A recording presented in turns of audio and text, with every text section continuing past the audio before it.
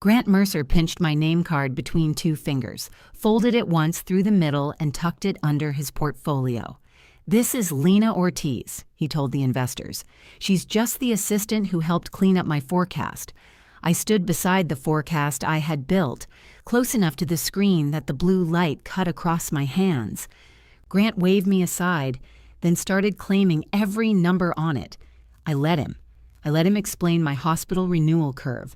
I let him take credit for the fuel adjustment I had rebuilt 3 times. When he lost his place in the briefing packet, I handed him the right page. Across the table, Priya Shah stopped turning her pen. She looked at the analyst beside her. "Open Ms. Ortiz's original model, please. The one we requested by name." The workbook appeared on the screen before I could explain. My initials were in the file name.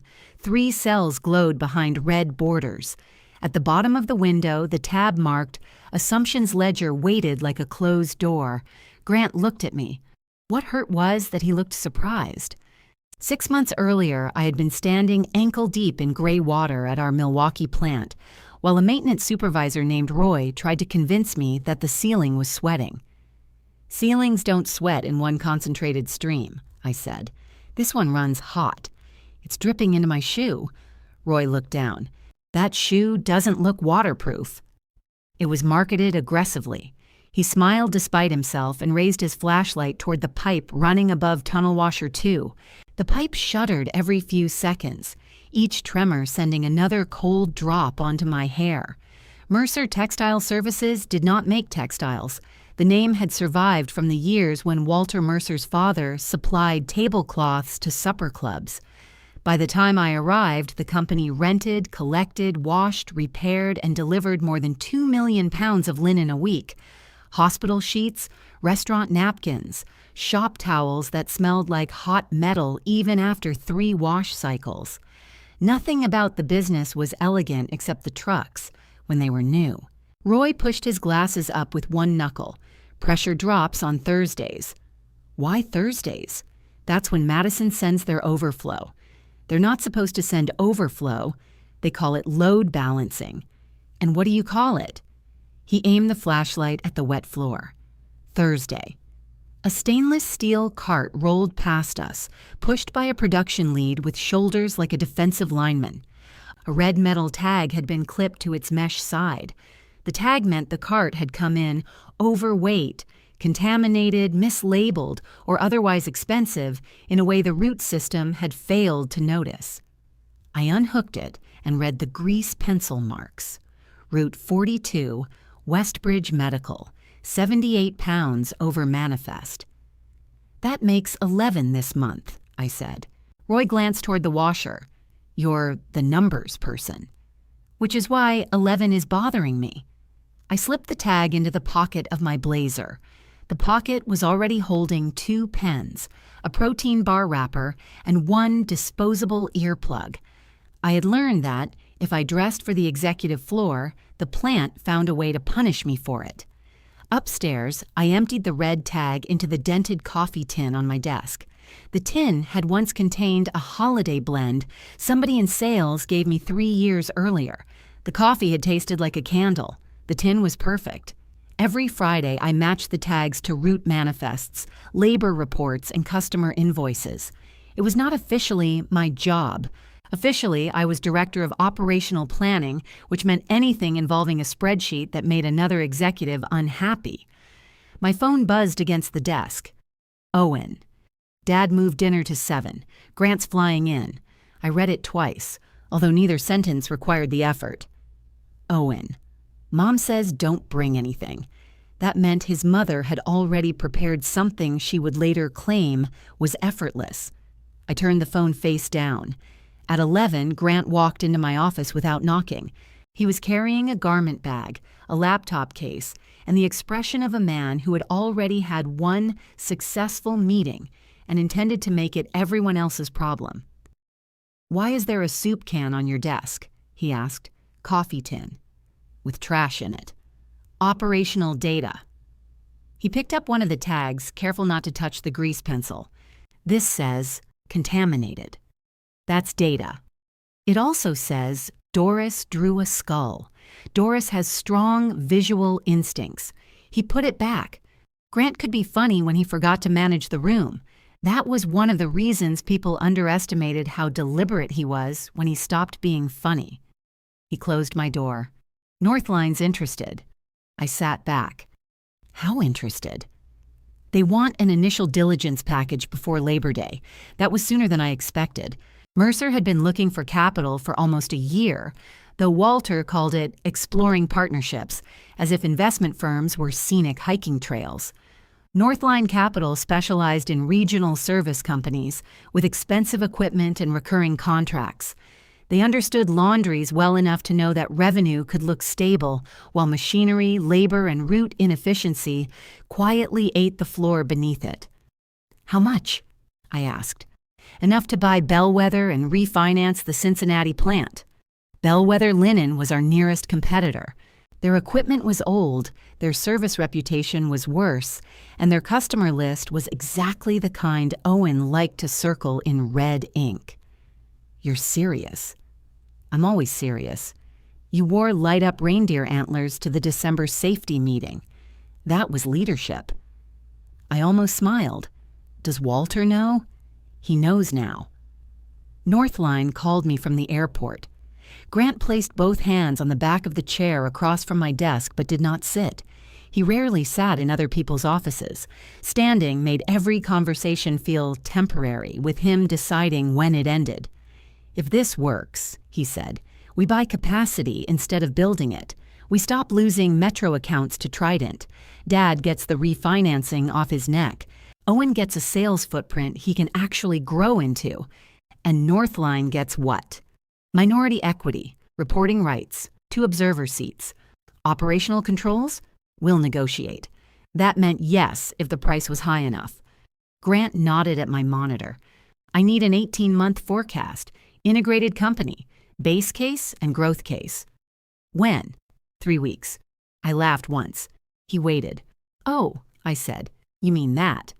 You built the Cincinnati turnaround model in 10 days. That was one plant.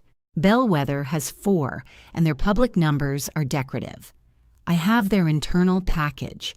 Do you have route-level revenue? I have most of it. Equipment maintenance? Some. Contract renewal dates? His pause was less than a second. Grant, we'll get what you need. No, you'll get what they are willing to give you, and I'll spend 3 weeks discovering why they were willing to give it.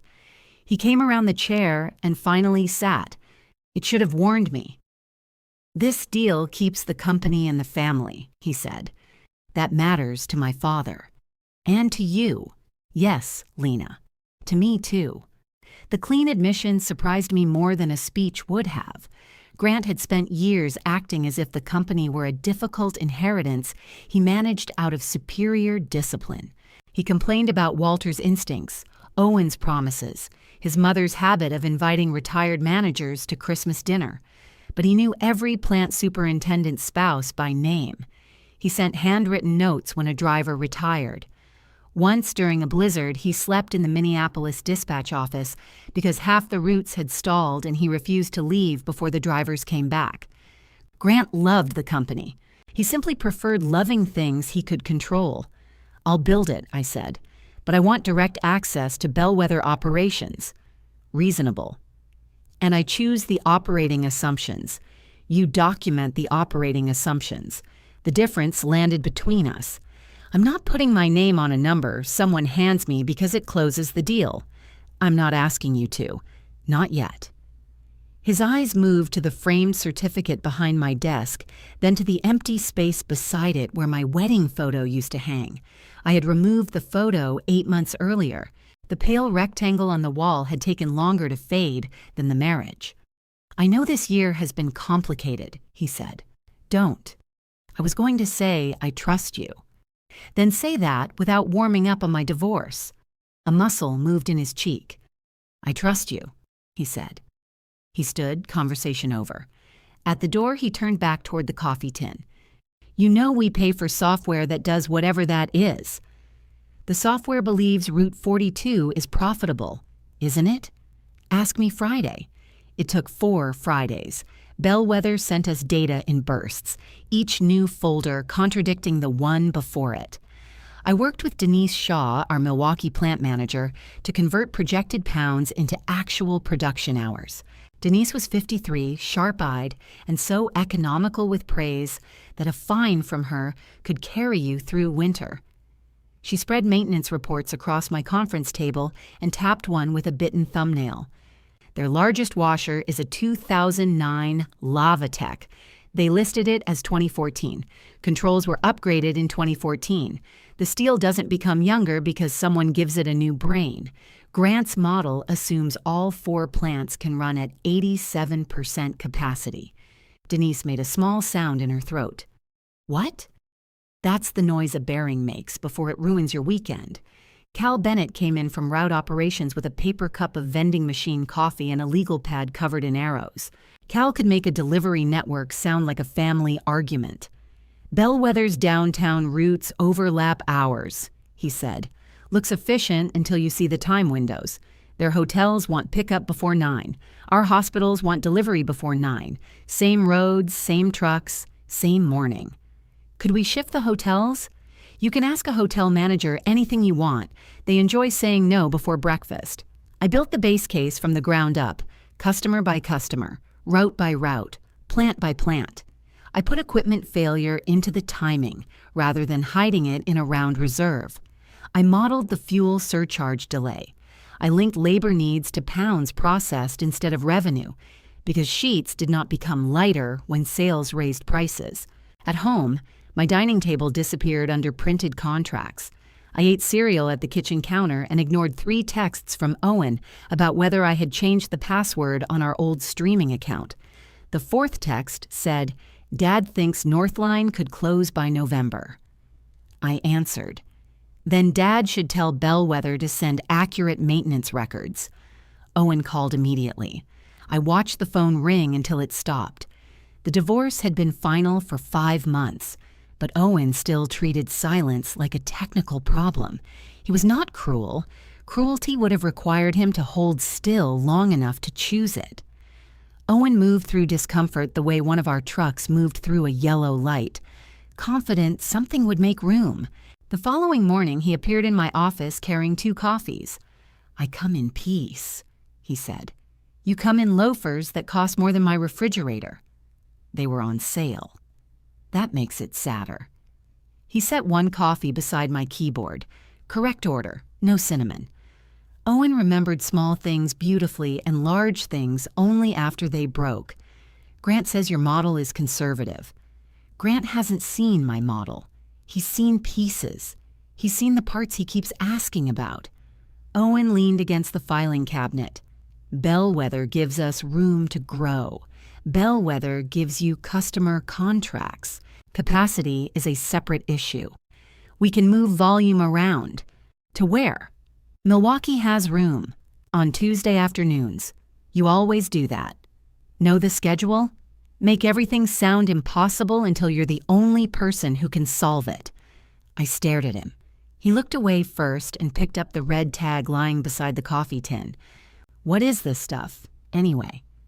Work. I work too, Lena. I know. That was the problem. Owen worked hard. He could win over a hospital procurement officer who had ignored everyone else for months. He could remember that a chef in Madison hated square napkins and that the facilities director at St. Anne's played golf badly but enthusiastically. Then he would promise a Monday launch without checking whether Monday had room for it. He put the tag down.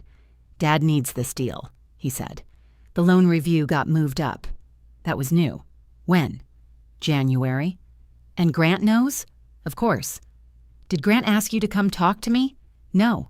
He answered too quickly, then smiled as if we were still married, and the smile could soften the lie. I slid his coffee back across the desk. You should go sell something.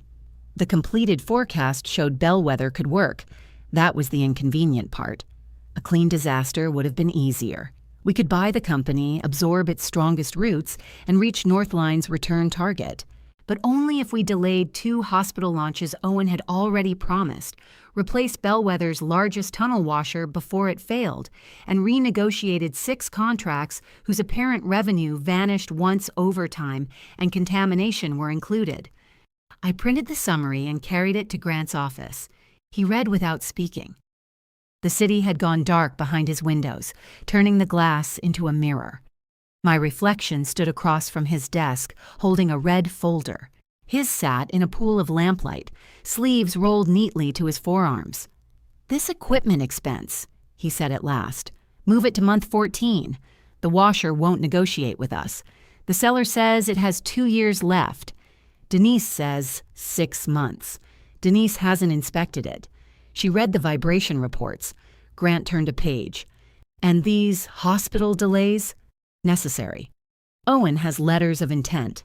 Letters do not create wash capacity." He leaned back. "What happens if we use management judgment in the growth case? Whose judgment?" "Mine." I took a breath. "We can show it as an executive case." "Good. With your assumptions labeled separately."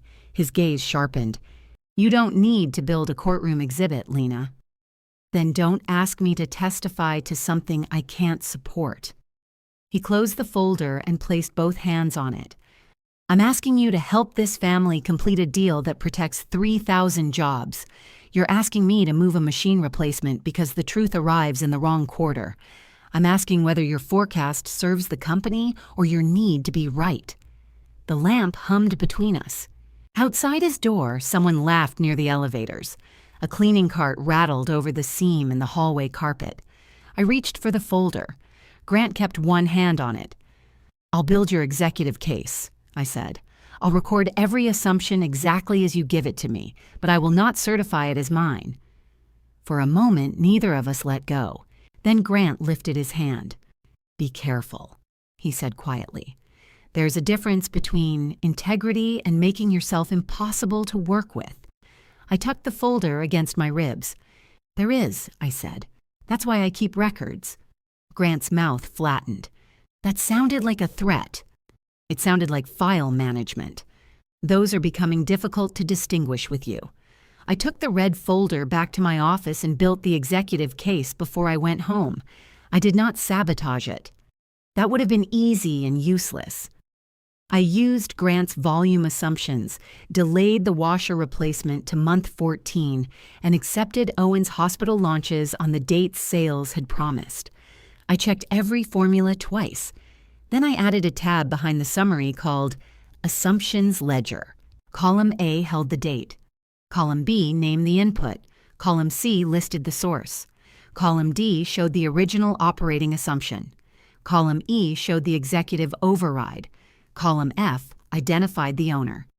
Grant Mercer appeared in column F 11 times. I sent him the model at 1:16 in the morning with a 4-line email.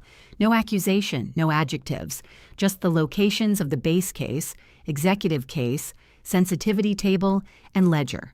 At 7:42, he replied, "Remove owner column, redundant." I typed a response, deleted it, and went downstairs to find coffee. Our headquarters cafeteria opened at 6, mainly for drivers and plant employees coming off the overnight shift. The coffee was strong enough to remove paint. I was adding cream when Denise walked in wearing steel-toed boots and a navy Mercer jacket. "You look flammable," she said. "Thank you." That wasn't a compliment. I know. That's what made it feel honest. She filled a paper cup and took one look at my face. "He moved the washer?" "Month 14. It'll be scrap by month 14. The seller says it has 2 years. The seller also painted over the corrosion in the rinse bay. You saw that? Photo 18 in the facilities packet. They painted around a mop. I laughed and some of the pressure behind my eyes loosened. Denise stirred sugar into her coffee. "Did you put my name in your model?" "I cited your maintenance assessment." "Good. You don't mind?" "If I said it, I said it." That was Denise. She could make solidarity sound like an impatience with paperwork.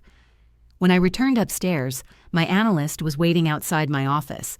Maya Chen had been with the company 9 months and still carried a notebook to every meeting. Though she remembered nearly everything said in one, She was 27, had a dry sense of humor, and color-coded formulas with a precision that made mine look emotional. "Grant wants me in Conference B," she said. "For what?" "The Northline work stream. You're already on the Northline work stream," he said directly. I set my coffee down. "Did he say how long?" He said through diligence. There were only two reasons to move an analyst away from the person building the forecast: speed or control. Grant had never considered my supervision slow. "Take your notebook," I said. Maya studied me. "Is this one of those situations where everyone pretends the thing happening isn't the thing happening? You're learning fast. Should I be worried? No. Do good work. Keep versioned copies. If anyone asks you to change a number, record who asked." That sounds like being worried with office supplies. It's more employable. She gave me a reluctant smile, then went to Conference B. At 10, Grant sent a calendar invitation for a review with Northline. My name was not on it. I knew because Cal forwarded the invitation with a question mark. I walked down the hall. Grant's assistant, Felicia, sat outside his office arranging catering menus into stacks. She looked up as I approached. He's about to get on a call. The Northline review? Her eyes flicked toward his closed door. Felicia had worked for Grant for 6 years and could communicate entire weather systems by moving her eyebrows. "I can tell him you stopped by." "I'll save you the exercise." I knocked once and entered. Grant sat at his desk with Maya to his left and Owen stretched out in the chair nearest the window. A Northline presentation filled the wall screen. Owen looked at me, then at Grant. I thought Lena was joining. Grant did not look embarrassed. "We're starting with transaction structure. The calendar says operating review. We'll bring her in when we need detail." There it was, detail. A small word with a basement in it. Maya's notebook was open. Her pen had stopped moving. "I built the operating model," I said, "and I have it." Grant clicked his mouse. "We're late." I could have forced him to remove me. I could have made the meeting begin with an argument Northline would remember. Grant knew that. He also knew I would not use investors as an audience for a family fight. I looked at Maya. "Send me any questions you can't source." Grant's voice cooled. "Maya reports to me for this work stream." Maya knows who she reports to. Owen rubbed one thumb along the seam of his chair. "Can we not do this at 9:58? "We could have avoided it at 9:45, I said. Grant stood and closed the door in my face with careful, quiet pressure. At 10:23, Maya messaged me. "Why does Milwaukee linen weight grow 8.4% when revenue grows 5.1%? I answered with the root contamination table and the fuel adjustment schedule. At 10:31, another message arrived. Grant says one-time mix issue. I wrote, "Ask him which accounts leave the mix." 3 dots appeared, vanished, then returned. He moved on. That evening was the Mercer dinner. Evelyn Mercer's instruction not to bring anything did not prevent Owen from arriving with wine or Grant from bringing flowers. It applied only to me, though I had once spent 11 years learning which dishes traveled well to her house and which serving spoon she believed belonged with the green beans. The dining room looked exactly as it had before the divorce. Same polished walnut table, same brass candlesticks, same framed photograph of Walter shaking hands with a governor who had since gone to prison for something unrelated to laundry. My former place was still on Owen's right. Evelyn noticed me noticing. "I didn't know where else to put everyone," she said. "It's a chair, Evelyn." Yes, that's what I meant. She kissed my cheek. Her perfume was soft and expensive, and for one stupid second I wanted to lean into her shoulder. Then she stepped back and adjusted the collar of my blouse. "You've gotten thin." "I've gotten divorced." Walter called from the living room. "Those aren't connected for everybody." Evelyn shut her eyes. "Your father has opened the bourbon." "He's your husband," I said. "Tonight he's Grant's father." Walter was 72 and built like a man who still believed he could lift anything if observers were present. He had started driving routes at 19, taken over the company at 34, and refused to admit that his left knee hurt despite rising from chairs and stages. He hugged me hard. There she is. The only person at corporate who can tell me why we make money and ruin my day in the same sentence. I can ruin it without the first part. That's why you're family. Owen, standing behind him with the wine, looked down. Dinner began with roast chicken and a performance in which everyone discussed the acquisition without using the words debt, risk, or Northline. Grant described Bellwether's customer density. Owen talked about sales overlap. Walter carved the chicken as if it had withheld information under oath. Evelyn asked me whether my condo had enough closet space.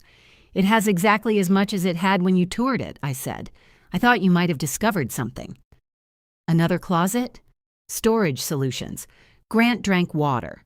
He had a meeting in Chicago the next morning and treated alcohol before travel as a character flaw. Walter pointed his knife toward him. Tell them what Shaw said. Grant's shoulders shifted almost invisibly. Priya said our market position is stronger than their initial screens suggested. That sounds promising, Evelyn said. It is, Walter said, and they're serious. They're still diligencing, Grant said. Walter ignored the correction. We'll have a letter by October. I looked at Grant. Based on what forecast? Owen stopped reaching for the potatoes. Grant laid his fork down. The current executive case. The one with the month 14 washer replacement? Walter glanced between us. What washer? Bellwether's largest tunnel unit, I said. Their model lists 2 years of remaining life. Denise thinks it needs to be replaced within 6 months. Denise hasn't seen it, Grant said. She's reviewed the maintenance reports. Walter resumed cutting his chicken. Equipment breaks. That's why God made mechanics. And capital budgets, I said. There she is, Walter said, smiling, ruining my day. Normally, that would have ended it. A joke, a sip of wine, the family moving together around the sharp edge. Grant did not move. We're showing the replacement in the downside sensitivity, he said. The executive case reflects seller guidance. It reflects your decision. It reflects management confidence. Then it should be labeled that way. It is labeled. After you asked me to remove the owner column, Evelyn set the potato bowl down too hard. The serving spoon rang against the china. Can we have one dinner? She asked. I didn't bring up the deal, I said. You never bring anything up, Owen said. You just wait until someone else does and then correct them. His tone surprised him as much as it did me. He looked at his plate. I could still remember the first time he took me to that house. He had squeezed my knee under the table every time Walter asked an aggressive question, a private signal that we were on the same side. Now his hand rested beside his knife. Walter leaned back. What's really going on here? Grant picked up his water glass. Lena disagrees with some assumptions? I disagree with presenting a best-case operating scenario as the most likely case. You've made that clear, Grant said. Walter looked at me for a long moment. You know, when a marriage ends, people carry bruises into places they don't belong. Dad, Owen said, too late and too softly. The room contracted around the candlesticks. I folded my napkin once and set it beside my plate. The washer does not know I divorced your son. Evelyn whispered my name. Walter's face darkened. Don't get smart. I'm not being smart, I'm being specific. You're sitting in my house questioning whether my sons care about this company.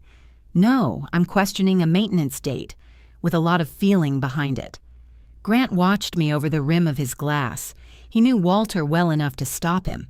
He also knew that if he waited, Walter might do work. Grant could later regret in private. That was the first time I understood he was willing to let the family hurt me if it made me easier to manage. I stood. Evelyn said, We haven't had dessert. I'm sure it will be excellent. Walter pushed his chair back. Sit down, Lena. I work for you, Walter. I don't dine under subpoena. Outside, I heard the front door open behind me before I reached my car. I expected Owen. Grant stepped onto the porch without his jacket. Walter was out of line, he said. The night air smelled like wet leaves and chimney smoke. Through the dining room window, Evelyn was clearing plates nobody had finished. You waited long enough to be certain, I said. I wasn't going to humiliate him at his own table. He managed that himself. Grant came down one step. You keep turning disagreements into loyalty tests. I labeled your assumptions. You built a trap around them. A source column is not a trap. It is when you're waiting for someone to be wrong. I am trying to keep us from buying 4 plants based on numbers you know are thin. And I am trying to keep my father from losing control of the company he spent 40 years building. His voice broke slightly on the last word, not enough to weaken it, enough to make it true. I looked back at the house. Walter's silhouette moved behind the curtains. If Northline sees the base case, Grant said, they reduce the valuation. That means more equity for the same capital, more control. If they discover later that the base case was right, you'll have less control than that. I know how deals work, and I know how laundries work. For 1 second, we were simply 2 competent people standing in the cold, each furious that the other possessed the piece we could not replace.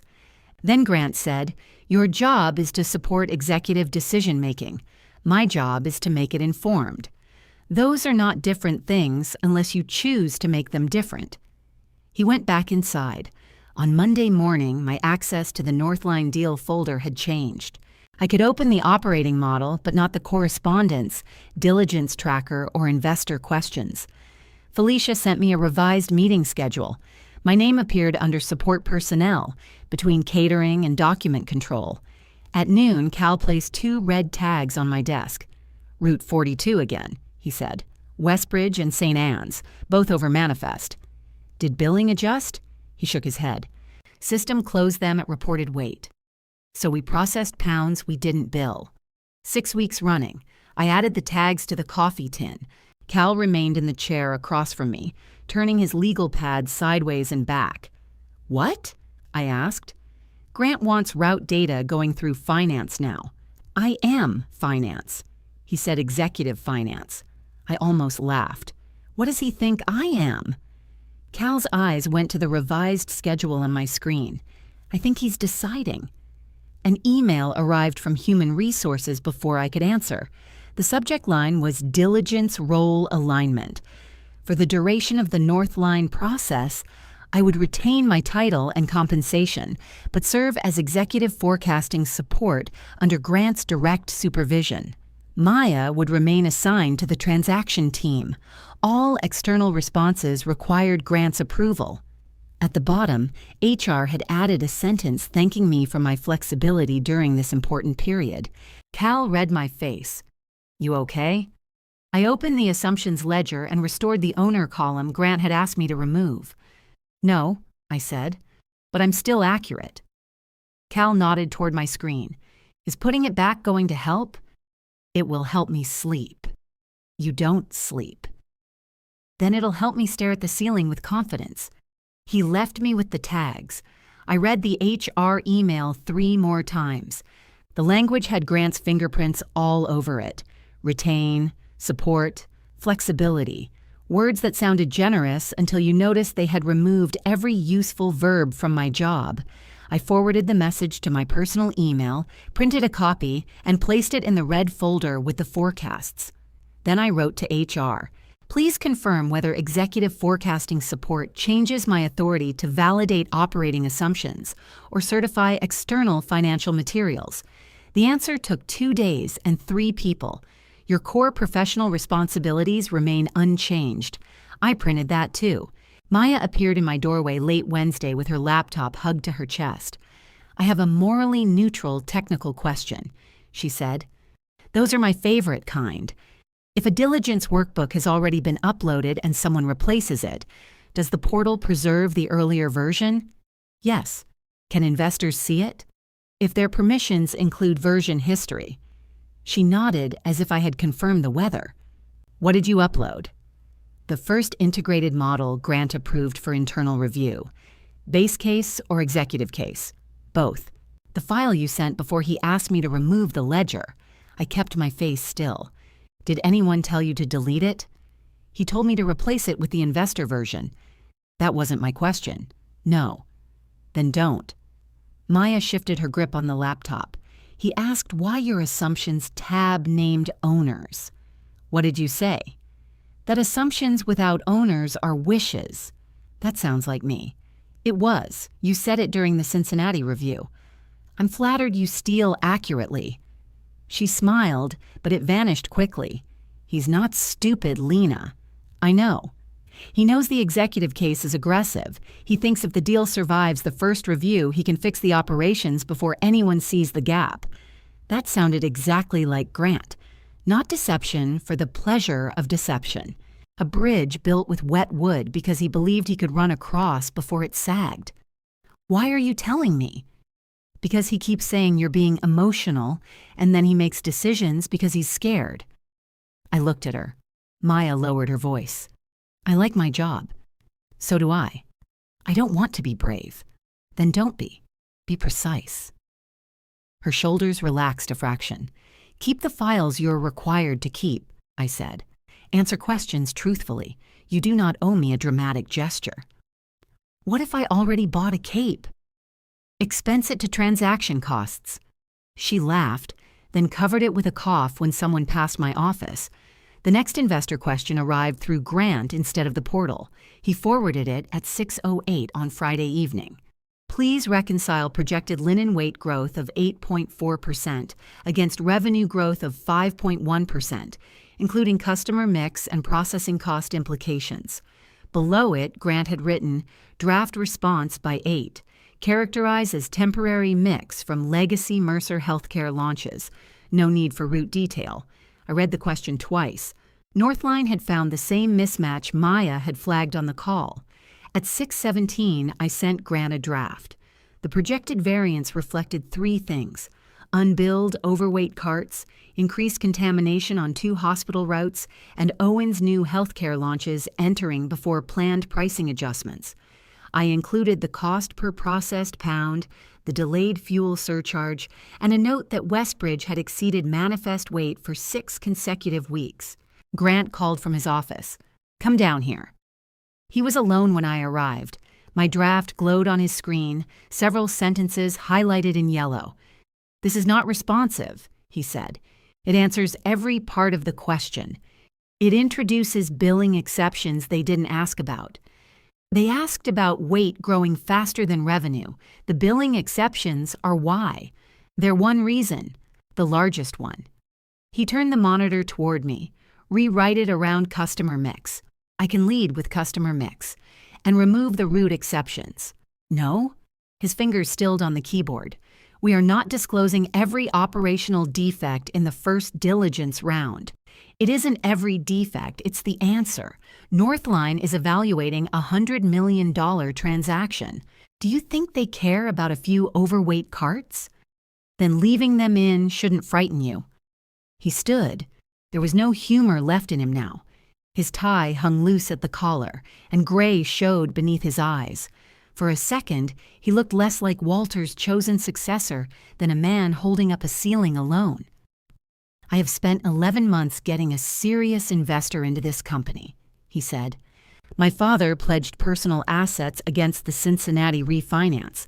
Bellwether's owner will sell to Trident if we miss the exclusivity window. I am not letting your obsession with technical purity hand our future to a competitor. My technical purity is processed linen we didn't bill, which we can fix. Then put the fix in the forecast. We need capital to fix it. Then tell the people providing the capital. His hand struck the desk, not hard, but hard enough to make his pen jump. You are enjoying this. The accusation was so strange that I forgot to be careful. Enjoying what? Being the one person who gets to say no. Owen disappointed you, so now everybody has to prove they can't function without you. I stared at him. Grant's anger changed shape as soon as he heard himself. He glanced away, but he did not apologize. You think that because I stayed, I'm waiting for this family to regret losing me, I said. I think you've confused being necessary with being respected. That one landed. I left his office without rewriting the response. At 8:12, he submitted his own. Temporary customer mix, timing difference, Normalization expected within 2 quarters. My name was not attached. On Monday, Denise flew to inspect Bellwether's main plant with Grant and an outside equipment consultant. She called me from the airport on her way home. "Washer's worse than the reports," she said. "How much worse?" Main bearing temperature is running 12 degrees above normal. Gearbox oil has metal in it. Did the consultant agree? He used the phrase accelerated replacement horizon because they charge by the syllable. Did Grant hear him? Grant was standing there. I opened the model. "Can you send me the report?" "When I get it." The report never came. Instead, Grant's executive case changed the equipment note from seller estimated useful life of 24 months to management monitored maintenance horizon. The replacement remained in month 14. Denise arrived at my office the following afternoon, shut the door, and set her hard hat on my desk. He took me off integration planning. "What reason?" Said, "I'm too close to current operations and he needs enterprise thinking. You run our largest plant." Apparently from too close. She sat down. Anger tightened her voice, but underneath it was something worse. "I've given this place 22 years, she said. He made it sound like experience was a viewing obstruction. "Did he change your title?" "No, just the committee." "Get the consultant's report?" "He copied legal, not me." "What about your inspection notes?" Denise tapped the side of her head. "Put them somewhere less vulnerable." She looked at me for a long moment, then pulled a small spiral notebook from her jacket pocket. "I already did." Cal's route report stopped arriving the same week. When I asked, he brought me a printed email from the Vice President of Finance, directing all route-level diligence data through the transaction team. "I can still give you standard operating reports," he said, "just not anything marked Northline. Grant's building walls. Walls cost less than washers." I handed him the 2 red tags from the previous week. "Have billing validate these through the ordinary adjustment process. No diligence labels." His mouth twitched. "Standard operations." Exactly. 3 days later, billing issued Westbridge a corrected invoice and found 4 more unbilled overweight loads. The account manager complained, the hospital reviewed the manifests, and the customer agreed to a temporary contamination surcharge already permitted in its contract. The adjustment was small compared with the deal. It still mattered. Cal left the confirmation beside my coffee tin with a sticky note. "The tags have spoken." I kept the note. Grant noticed the correction in the weekly revenue report. He came into my office holding the printout. "You contacted Westbridge?" "Billing contacted Westbridge." "On whose authorization?" "The contracts." "You are using routine operations to backfill your diligence position. I'm correcting an invoice. You're creating a record. The unpaid pounds created the record." He looked at the coffee tin. The latest tags stood inside it like red tabs in a file. "From now on, anything connected to a modeled assumption comes through me. That would include almost everything the company does. Use judgment." "Whose?" He took a breath through his nose. "HR will send you a formal scope." They already confirmed my professional responsibilities remain unchanged. His eyes flicked to the red folder on my shelf. "You printed that?" "I print recipes too. It doesn't make them hostile. I'm trying to find a way to keep you in this process. By removing my analyst, restricting my access, excluding me from calls, and punishing anyone whose data supports my model?" Denise was not punished. "Then put her back on integration. She cannot see beyond the plant floor." She saw metal in the gearbox oil. Grant's expression told me he had not expected to hear that. There it was, the small, ugly advantage of walls. They blocked information in both directions. He set the revenue report on my desk. "Northline wants an in-person operating briefing," he said. "Priya Shah is coming herself." "When?" "Thursday." "And you want me there?" "I want you to prepare it." I waited. "You'll attend as technical support," he continued. "I will present the management case. You will answer direct operating questions and nothing else." "Will the materials identify which case is mine?" "They'll identify the company's forecast. That isn't an answer. It's the only one you're getting." I opened the red folder and removed the HR response. My responsibilities include validating external financial materials. I will prepare the briefing, but I won't certify altered assumptions. I'm not asking for a certification. I won't answer under your name. I won't characterize the washer as a month 14 expense. And if I'm asked who owns an assumption, I'll answer.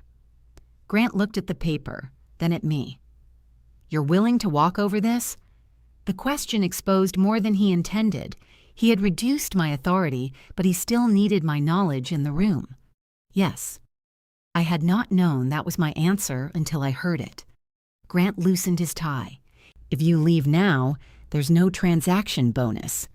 I know. You'll burn your relationship with Walter. That happened over chicken. Owen will say this is personal. Owen says rain is personal when it affects a golf outing. His mouth almost moved. The old Grant surfaced for half a second, tired and unwillingly amused. Then he nodded toward the model on my screen. Prepare the briefing. The schedule arrived the next morning. My title had changed again. Lena Ortiz, Executive Support. I sent one email to HR confirming I had not approved the description. Then I built the cleanest presentation of my career. I linked every chart to the executive case Grant had chosen. In the notes, I cited the source version and assumption owner. I included no hidden warnings, no theatrical red ink. My original model remained in the portal's version history under its original file name, MV_, operating_forecast V17. On Wednesday night, Maya stopped at my door. Northline downloaded the version history, she said. How do you know? The portal logs activity. Did they ask anything? Not where I can see. She hesitated. Grant wants the briefing room name cards printed, she said. He changed yours to Lena Ortiz, executive assistant. I'm not his assistant. I know. Does Felicia know? Felicia said if she had built that forecast, she'd charge him overtime for the insult. I leaned back and looked at the coffee tin. One dented tag rested against the rim. Route 42 still visible beneath a smear of grease pencil. I took it out and slipped it into my blazer pocket.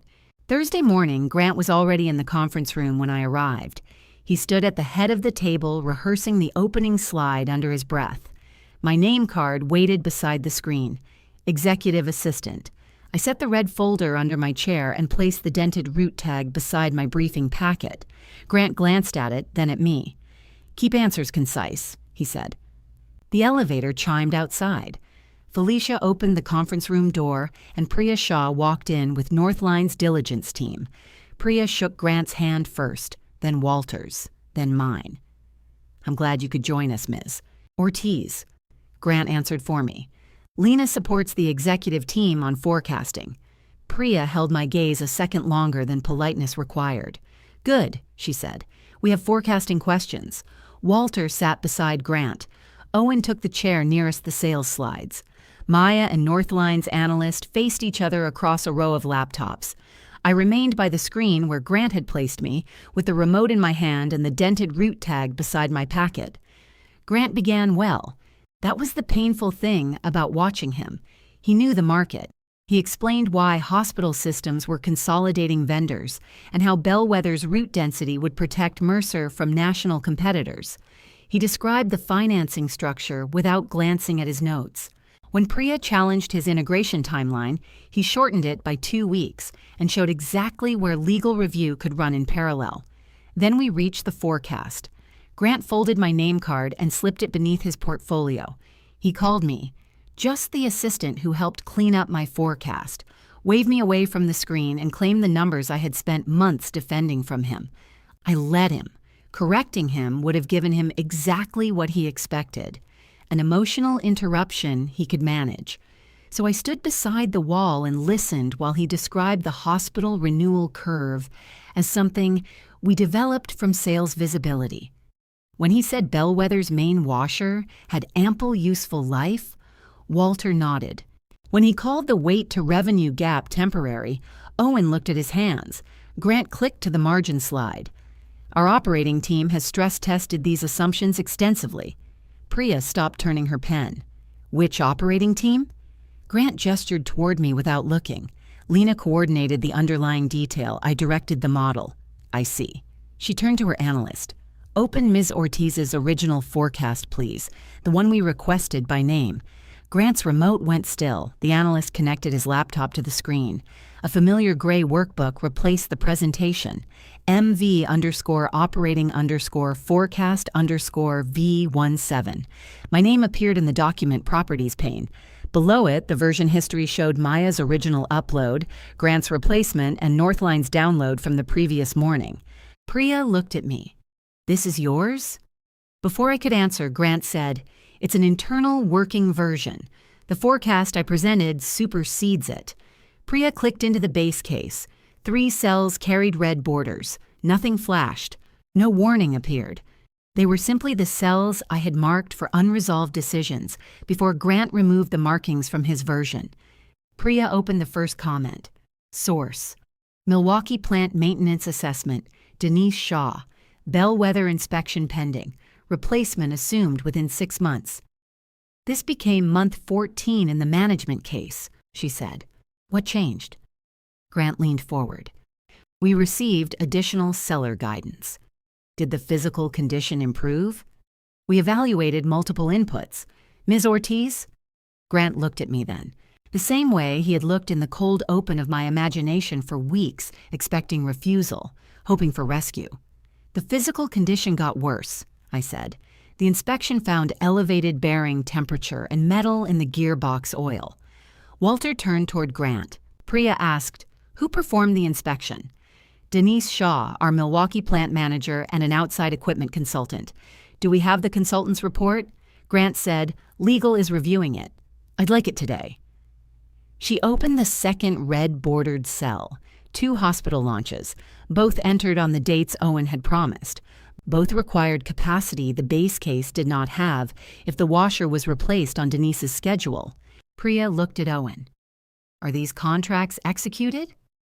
Letters of intent, he said. Can launch dates move? Owen glanced at Grant. I asked Mr. Mercer. Owen cleared his throat. They can move. It would cost us politically with the accounts, but they can move. Grant's voice tightened. Sales believes the launches are achievable. Operations? The room shifted toward me. Not on those dates without sustained overtime, overflow processing, or delaying existing customer volume. Was that included in the margin forecast? In my base case. Not in the executive case. Grant set the remote down. The executive case reflects management's confidence that integration efficiencies will offset those costs. Priya clicked the third cell. Route 42, Westbridge Medical. Unbilled overweight carts and contamination processing. She scrolled through the linked table. 6 weeks of manifests. Red tag references. Labor hours. The billing adjustment Cal had pushed through ordinary operations. Grant said, that issue has already been corrected. Because Lena found it, Cal would have said if he had been in the room. I kept my voice level. The invoice was corrected. The root conditions remain. Priya selected the assumptions ledger. Dates, sources, original inputs, overrides, owners. Grant's name filled column F. Priya read several entries without speaking. The air system clicked on above us. Somewhere outside the room, Felicia's phone rang once and stopped. Grant leaned toward Priya. Every transaction model includes management judgment. Lena's ledger is a control document, not a disagreement with the forecast. Priya looked at me. Is that accurate? It is a control document. And do you agree with the forecast presented today? I prepared it to grant specifications. I did not certify its operating assumptions. Walter's chair creaked. Grant's face did not change, but his hand closed around his pen. Priya turned back to him. You introduce this as your forecast. I'm accountable for it. That's different from building it. I never suggested I entered every formula personally. You said you directed the model and Ms. Ortiz cleaned it up. Grant glanced at my folded name card beneath his portfolio. Priya saw him glance. She pulled the card free and unfolded it on the table. The crease ran through executive assistant. Your diligence materials identify Miss Ortiz as Director of Operational Planning, she said. That is her formal title. Then why is she listed this way? For purposes of today's meeting, she's supporting the presentation. Priya placed the card in front of me. She appears to be supporting the assumptions. The words were quiet. That made them worse for Grant. He tried once more. If we can get back to the transaction, we are discussing the transaction. Priya asked him to explain the washer replacement sensitivity without looking at the workbook. He gave a strong answer about debt service coverage and capital timing. Then she asked how the failure would affect pounds processed per labor hour in Milwaukee during bellwether integration. Grant turned to me. I did not leave him hanging for pleasure. I answered because the company still employed 3,000 people and the number mattered. But I began with, in my base case, for the rest of the meeting, Priya directed operating questions to me by name. She asked Grant about financing, Walter about ownership priorities, and Owen about customer commitments. Each person had to stand inside the limits of what they actually knew. Northline ended the meeting without promising a term sheet. We need to reassess sequencing and governance, Priya said.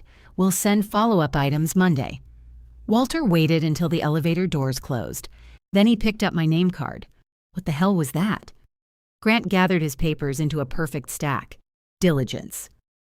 You told me the equipment question was resolved. It is manageable. You told me Lena's forecast supported the deal. It does, with a more conservative timeline. I slid the red route tag into my pocket. Walter looked at me. Did you set him up? There were a dozen angry answers available. No, I said. I kept my work. Owen stood by the window, pale and silent. Grant shoved his laptop into its case. She kept a record designed to undermine the management case. You overrode her numbers, Walter said. I made decisions. That's my job. And calling her an assistant? Grant looked at me. That was unnecessary, he said. Not cruel, not dishonest, unnecessary. The smallness of the word finished something in me. I'm going home, I said. Walter pointed at the chair. We're not done. I am for today. Owen followed me to the elevator. Lena. I pressed the button. I should have said something in there. Yes. And at dinner. Yes. He put his hands in his pockets. I kept thinking Grant would fix it if I didn't make it worse. The elevator arrived. You always think silence is neutral, I said. The doors closed before he could answer. Northline's revised proposal came 11 days later. They would invest less money at closing. Bellwether's washer had to be replaced before volume integration. The hospital launches would move. An independent operations advisor would monitor the first year, and Grant would remain COO, but lose sole authority over integration and closing certifications.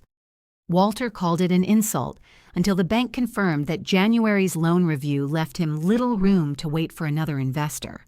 Then he called it workable. Denise returned to integration planning.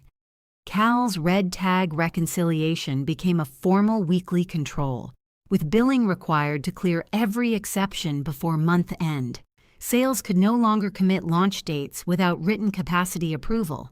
Owen came to my office carrying coffee the day that policy was issued. He set it down and remained standing. I fought the sign-off rule, he said. I assumed. I lost. I noticed. He looked toward the pale rectangle on my wall. You were right about me. I was right about capacity. That, too. It was not an apology, but it was the first time he had offered me an uncomfortable truth without asking me to make it gentler. Keep the coffee, I said. Correct order. I know. He left it anyway. My negotiation with Mercer lasted 3 weeks. HR offered to restore my diligence title and pay half the transaction bonus. I declined. Grant offered a reporting line to the independent operations advisor. I declined that too. Finally, Walter came into my office and sat across from the coffee tin. You're really leaving? Yes. After winning. That's your word. What's yours? Leaving. He rubbed his left knee. Evelyn says I owe you an apology. You do. I shouldn't have said what I said at dinner. No. He waited for me to rescue him from the silence. I did not. I thought protecting the family meant backing my sons, he said, even when they were being jackasses. Grant was protecting the family too. Walter looked surprised. He was also wrong, I said. Both things can be true. He nodded slowly. We agreed on the full bonus I had earned. 6 months of transition consulting with authority stated in writing and ownership of my professional templates and forecasting methods. I would complete the operating handoff, then leave Mercer entirely. Grant signed the agreement. He stayed COO and spent the next 4 months implementing the slower plan. He approved the washer purchase. He reinstated Denise. In meetings, he referred to the model as Lena's operating forecast. He never apologized for the name card. On my final Friday, I carried the coffee tin into the small conference room with Cal and Denise. We reconciled the last batch of root exceptions together. Cal drew a skull on one from Cincinnati in honor of Doris. When they left, one tag remained at the bottom of the tin, the dented one from Route 42. The grease pencil had faded where my thumb had rubbed it during the investor briefing, but Westbridge was still legible. So was the original weight discrepancy that had traveled from a wet plant floor into a forecast Grant thought he could claim. I placed the tag in my coat pocket and left the empty tin on my desk. At the elevator, I found my old briefing card tucked inside the red folder. Someone had flattened it, though the crease still cut across the false title. I turned it over, wrote Director of Operational Planning on the blank side, and set it beneath the coffee tin. Then I took the red tag with me.